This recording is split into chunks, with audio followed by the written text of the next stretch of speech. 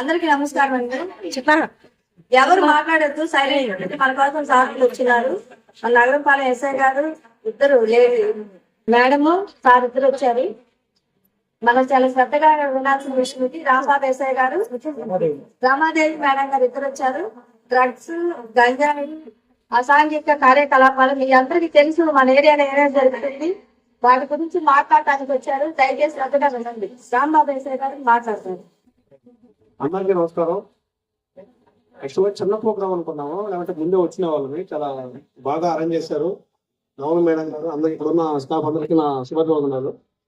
ముఖ్యంగా ఈరోజు ఇక్కడ రావాల్సిన కారణం ఏంటంటే, ఈ ఏరియాలో ఇప్పుడు జనరల్గా ఎక్కడి నుంచో వచ్చే స్టూడెంట్స్ ఉంటారు. ఆ స్టూడెంట్స్కి ఇక్కడ మనం జనరల్గా వాళ్ళకి ఫ్యామిలీస్కి ఇచ్చుకుంటే బాగుంటుంది. లేదు ఇక్కడ మన ఇప్పుడు మామూలుగా వీళ్ళు స్టూడెంట్స్ ఇచ్చామనుకోండి, అదేవిధంగా బ్యాచలర్స్కి ఇచ్చామనుకోండి, రకరకాల సమస్యలు. ఇప్పుడు వాళ్ళు ఎట్లుంటారంటే, వాళ్ళు ఇప్పుడు మ్యారేజ్ ఉండదు, స్టూడెంట్స్ అంటే మ్యారేజ్ అయ్యి ఉండదు, ఇంట్లో ఉండే మళ్ళీ అక్కడ ఉండే ఆడపిల్లల్ని గెరగడాలు, తర్వాత వాళ్ళు డ్రగ్స్ తీసుకోవడాలు, ఈ సమస్యలన్నీ ఉంటాయి. కాబట్టి ఇక్కడ నుంచి అందరూ చెప్తున్నాను, అమ్మాయి మీ అందరూ కూడా ముందు ప్రయారిటీ ఖచ్చితంగా మీకు రెంట్ రావాలి, కాదనట్లేదు, బట్ ఫ్యామిలీస్ ప్రయారిటీ ఇవ్వండి. ఫ్యామిలీస్ ప్రయారిటీ కూడా స్టూడెంట్స్ కి బ్యాచిలర్స్ కి వాళ్ళకి ఈజీగా వచ్చేస్తున్నారులే అని చెప్పేసి మీరు అట్లా ఆలోచించుకున్నారంటే మాత్రం అందరూ ఇబ్బంది పడతారు. ఇప్పుడు ఎట్లా ఉంటుందంటే, మా ఇంట్లో ఇళ్ళలో చదువుకుని ఆడపిల్లలు ఉంటారు. ఇప్పుడు వాళ్ళు ఎట్లా ఉంటుందంటే, చిన్న తెలిసి తెలియని వయసులో వాళ్ళు అట్రాక్ట్ అవుతా ఉంటారు. ఈ టీనేజ్ ఎవరు ఇవన్నీ అట్రాక్ట్ చేస్తూ ఉంటుంది. సో హాస్టల్స్ ఉంటాయి, అది వేరే విషయం. మన ఇళ్ళకి వచ్చినప్పుడు ఫస్ట్ ప్రయారిటీ భార్య భర్తల పిల్లలు ఉంటే వాళ్ళకి ఇచ్చుకుంటే చాలా బెస్ట్. ఇది ఒకటి. ఈ కారణం అంటే చాలా చూసాం కాబట్టి చెప్పను, అనుభవం చెప్పను ఈ మాట. ఇది ఈ స్టూడెంట్స్ కి బ్యాచిలర్స్ కి రూమ్స్ ఇవ్వకపోవడమే మంచిది ఒక ఏం చెప్పాలంటే. తర్వాత వాళ్ళు సపోజ్ స్టూడెంట్స్ కి తర్వాత బ్యాచిలర్స్ కి రూమ్స్ ఇచ్చారనుకోండి, వాళ్ళు సిగరెట్లు, మందు, డ్రగ్స్ వగైరా వగైరా తెచ్చి పెట్టి వాళ్ళు కార్యకలాపాలు చేస్తూ ఉంటారు. సపోజ్ ఒక ఇంట్లో పట్టుబడింది గంజాయి, ఒక పిల్లవాడు తాగుతూ, అప్పుడు ఎవరి మీద కేసులు అవుతాయి? ఆ పిల్లల మీద కేసులు అవుతుంది. అదేవిధంగా వీళ్ళు రూమ్ ఇచ్చినటువంటి ఆ ఇంటి ఓనర్ మీద కేసు అవుతుంది. కాబట్టి ఈ విషయాన్ని అంతా గ్రహించాలి. మేము ఇవ్వలేదు కదా, మాకు తెలియదు కదా గంజాయి తీసుకొని మేమేదో చదువుకుంటా అంటే ఇచ్చాము, లేకుంటే ఏదో పని చేసుకుంటా అంటే ఇచ్చామంటే కుదరదు. మీరు కూడా బాధ్యత వహించాల్సిందే, మీ మీద కూడా కేసు అవుతుంది. కాబట్టి ఆ విషయాన్ని అందరూ కూడా ఆలోచించి జాగ్రత్తగా నిర్ణయం తీసుకోవాలని చెప్పేసి సందర్భంగా తెలియజేస్తా ఉన్నాం. ఒకటి. తర్వాత ఈ చుట్టుపక్కల ఈ ఏరియా మన దీని ఏమంటారు, గోరీలతోటి ఏమన్నా అసాంఘిక కార్యకలాపం అంటే మా దృష్టికి తీసుకోరండి. అంటే సీక్రెట్ గా మా నెంబర్లు ఇస్తాము, అందరికి ప్రతి ఒక్కరు మా నెంబర్ ఇస్తాము, మా నోటికి తీసుకోరండి. మీ ఎవరి వివరాలు కూడా గోప్యంగానే ఉంచుతాం, ఎవరికి బహిర్గతం చేయం. అంటే మళ్ళీ మా నెంబర్లు మేము ఫోన్ చేసి చెప్తే మళ్ళీ మా నెంబర్ చెప్పి మా మీద పర్సనల్ అనుకోవద్దు. మీ ఇచ్చిన వివరాలు ఎవరు తెలియకపోవడం, అవి సీక్రెట్ గానే ఉంటాయి. అదేవిధంగా ఏమైనా గంజాయి తర్వాత డ్రగ్స్ ఏమన్నా ఉంటే దయచేసి మా దృష్టికి తీసుకోరండి. ఏం భయపడొద్దు, భయపడిన అవసరమే లేదు. ఏమున్నా కూడా ప్యాకాట్ ఉన్నా, తర్వాత డ్రగ్స్ ఉన్నా, గంజాయి ఉన్నా, నాకు తెలిసి ఈ ఏరియాలో బాగా గంజాయి ఎక్కువ మంది పిల్లలు తాగుతున్నారనే ఒక సమాచారం కూడా ఉంది. దాదాపు ఈ మధ్య ఒక 3 నెలల నుంచి దాదాపు 50 మందిని పెట్టాం రిమాండ్. అందులో ఈ ఏరియాలో కొంతమంది ఉన్నారు. నాకు తెలిసి మీ దగ్గర ఇంకా కొంతమంది ఉన్నారని అనుకుంటున్నా. ఏమైనా ఉన్నారా? ఏమన్నా అర్థమే ఆ సమస్య ఉందా లేదా? గంజాయి అనేది తాగే వాళ్ళు మన ఏరియాలో ఉన్నారా లేదా? పిల్లలు ఆగుతాయి, పిల్లలు బెడదుందా లేదా? పెద్ద విషయం చెప్పండి. ఏమో ఒకరు కూడా మాట్లాడలేదు, చెప్పాలి. ఎప్పుడన్నా చెప్తే ఏమవుతుందో చెప్తేనే మీ సమస్యలు పోతాయి, లేకుంటే పోవు. ఇప్పుడు మీ సినిమాకి వెళ్ళి వస్తుంటారు, ఒక భార్య భర్త వస్తూ ఉంటారు, వాడు గంజాయి కోసం అక్కడ ఆగుంటాడు, నాకు గదిలో సరిపోలేదు గంజాయి ఆగుంటాడు, వాళ్ళు కొట్టేసి ఆ భర్త కళ్ళ ముందే భార్య చేయి లాక్కెళ్ళిపోతాడు. అలాంటి వాళ్ళు మీ ఏరియాలో ఉంటే చిక్కే ఇబ్బంది. అందుకే అడుగుతుంది, అసలు సమస్య మీకు దగ్గర ఉందా లేదా? ఏమో అక్కడ ఆడపడుతు ఎవరు మాట్లాడలేదు, ఉందా లేదా సమస్య? భయపడ మీ ఏరియాలో ఉందా లేదా ఆ సమస్య చెప్పండి. ఫైనల్ గా ఉంది కదా? ఉంది, వాస్తవంగా ఉంది. మరి చెప్తే కదా మాకు ఎలా తెలుస్తుంది? ఇప్పుడు వీళ్ళు ఉన్నారు పెద్దలు, వాళ్ళు చెప్తే మాకు అర్థం కాదు. వాళ్ళు ఏదో దేనికోసం చెప్తున్నారో లేదా ఇంకో రకాలు అనుకుంటాం. మీరు ముందుకు వస్తే కదా మాకు తెలిసేది. డ్రగ్స్, గంజాయి అయితే ఉంది కదా? గంజాయి అయితే ఉంది. మేము కూడా ఇక్కడ బీట్ వాళ్ళు కూడా పెడతాం. సాయంత్రం బీట్ ప్రతిరోజు మేము 10-11 గంటలు దాటి వస్తాం, ఒక లైన్కి వస్తాం, ఖచ్చితంగా పంపిస్తూ ఉంటాము. ఈ రోజు నుంచి కూడా మీ సమస్యను చెప్తున్నారు కాబట్టి ఖచ్చితంగా ఈ రోజు 11 గంటల నుంచి సాయంత్రం మళ్ళీ తెల్లవారుజాము 3 గంటలు తిప్పుతాం. అప్పుడప్పుడు మధ్యలో గంట తిప్పుతూ ఉంటాము. సో దయచేసి ఏ సమస్యలు ఉన్నా కూడా మా దృష్టికి తీసుకురండి, మీలో మీరే పెట్టుకోవద్దు. మేము ప్రధానంగా చెప్పేది ఒకటే, మాదక ద్రవ్యాలు ఇప్పుడు మన గవర్నమెంట్ కూడా సంకల్పం అని చెప్పి ఒక ప్రతిష్టాత్మకమైన ప్రోగ్రాం పెట్టింది. అసలు మన ఆంధ్రప్రదేశ్లో మాదక ద్రవ్యాలు అనేది నిర్మూలించాలి. మీ సహకారం లేదే మేము నిర్మూలించడం. మా నెంబర్ కూడా ఇస్తాము. ఇప్పుడు మేము వెళ్ళేటప్పుడు మా గవర్నమెంట్ నెంబర్ కూడా ఇస్తాము. సీక్రెట్గా మాకు చెప్పండి, మీ ఎవరి వివరాలు మేము బహిర్గతం చేయము. బ్యాచులర్స్కి రూమ్స్ ఇవ్వకపోవడం మంచిది. భార్యాభర్తలకే ప్రయారిటీ ఇవ్వండి, ఫ్యామిలీస్కి ప్రయారిటీ ఇవ్వండి. ఇంకొకటి మాదక ద్రవ్యాలు ఏమైనా ఉంటే మా దృష్టికి తీసుకురండి. ఓకేనా? Thank you. అలంకరించిన పెద్దలకి, ఇక్కడ మీటింగ్ వచ్చిన పబ్లిక్ కి అందరికి, ఇప్పుడు ఇక్కడ ఉన్న వాళ్ళలో ఈ ఏరియాలో ఓనర్ వాళ్ళు గంజాయి అది తాగి ఈ ఏరియాలో ఎక్కువ మంది అమ్మాయిలు ఉన్నారు. కాలేజీకి స్కూల్కి వెళ్ళి వచ్చేటప్పుడు వాళ్ళని కదిలించడం, ఇవన్నీ ఈవ్ టీజింగ్ జరుగుతుందని చెప్పి వచ్చింది కంప్లైంట్. ఇక్కడ మేము కార్డన్ సెర్చ్ చేసినప్పుడు ఎవరింట్లో అయినా గంజాయి దొరికినా, గంజాయి బ్యాచ్ దొరికినా ఆ ఇంటి ఓనర్ ని కూడా ఆ కేసులో ఫిక్స్ అప్ చేస్తాం. మీరు గుర్తుపెట్టుకోండి.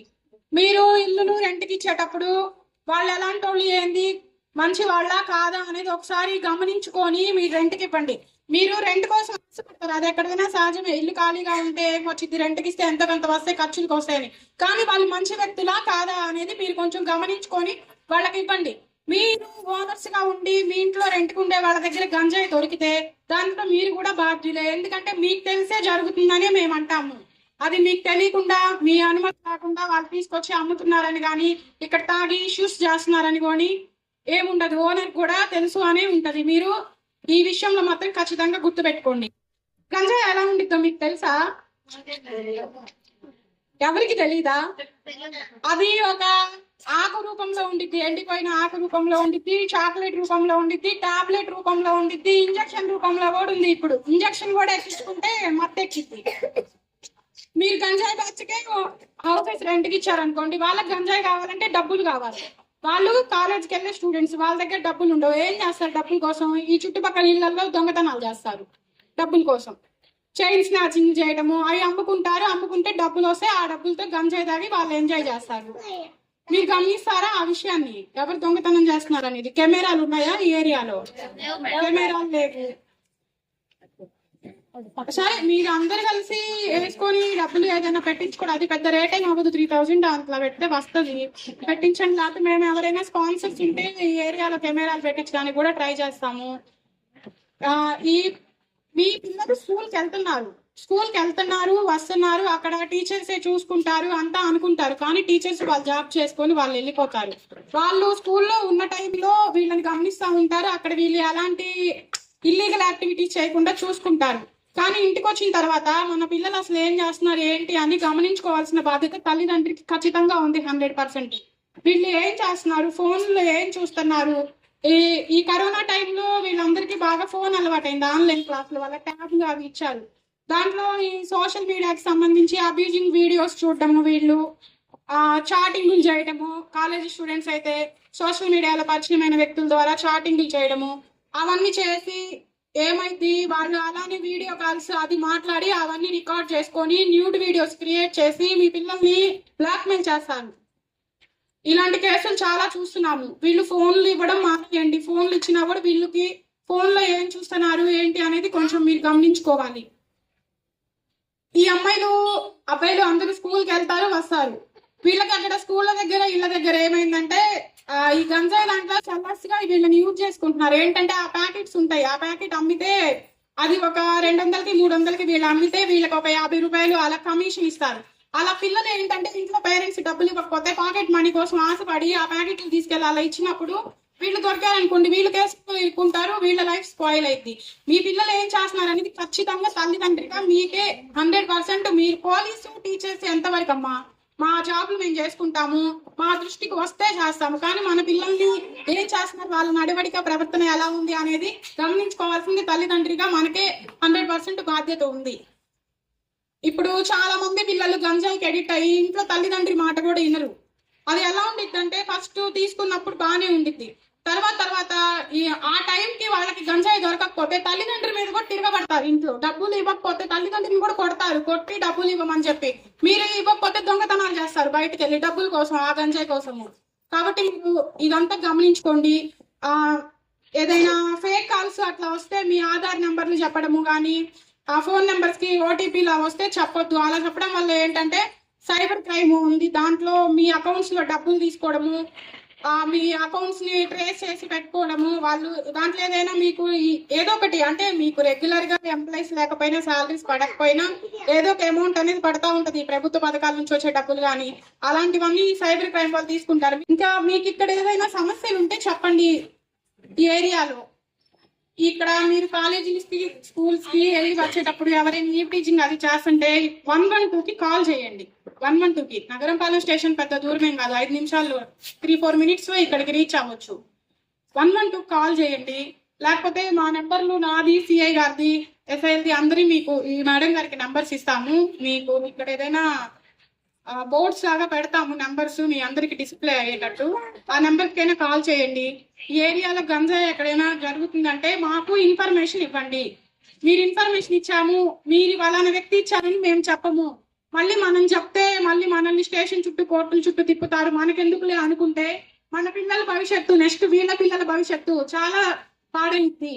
ఆ గంజాయిని అసలు ఖచ్చితంగా పూర్తిగా అసలు ఆంధ్రప్రదేశ్ రాష్ట్రం నుంచే తరిమి కొట్టాలి. మన రాష్ట్రంలో గుంటూరు గంజాయి రహిత నగరంగా మారాలి.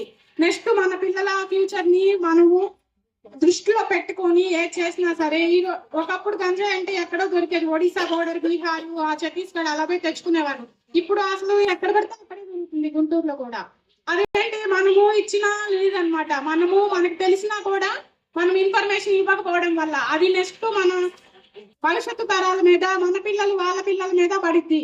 దానివల్ల వాళ్ళ లైఫ్ స్పాయిల్ అవుతుంది. దానివల్ల ఆర్గాన్స్ అన్ని ఫెయిల్ అవుతాయి. బాడీలో ఉండే లంగ్స్ కానీ, హార్ట్ కానీ వీటన్నిటి ఇన్ఫెక్షన్స్ వస్తాయి. తక్కువ ఏజ్ లోని మరణాలు వస్తాయి. కాబట్టి ఆ గంజాయి అనేది ఖచ్చితంగా తరిమి కొట్టాలి. ఇది ఒక్క పోలీసు బాధ్యతగా తీసుకొని చేసేది కాదు, మీరు కూడా బాధ్యతగా తీసుకోవాలి. మన పిల్లల లైఫ్, నెక్స్ట్ వాళ్ళ పిల్లలు అని చెప్పి మనం ఫ్యూచర్ గురించి ఆలోచించి మీరు కూడా దీన్ని ఒక స్ఫూర్తిగా తీసుకొని ఒక గట్టిగా తీసుకొని నిలబడాలి దీని మీద అని చెప్పి మీరు ఉండాలి. ఇప్పుడు మీరు ఎంత అయితే చెప్తున్నామో అది మీరు ఇక్కడ ఏదైనా ఉన్నా కూడా మాకు ఇన్ఫర్మేషన్ ఇవ్వాలి. గంజాయి ఇక్కడ ఉంటే ఖచ్చితంగా ఉంది.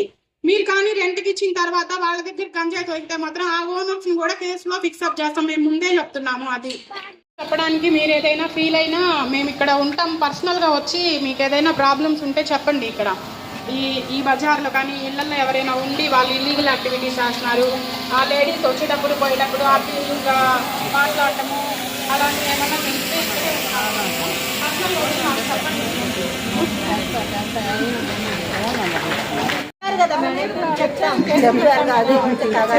పట్టుకుంటాము.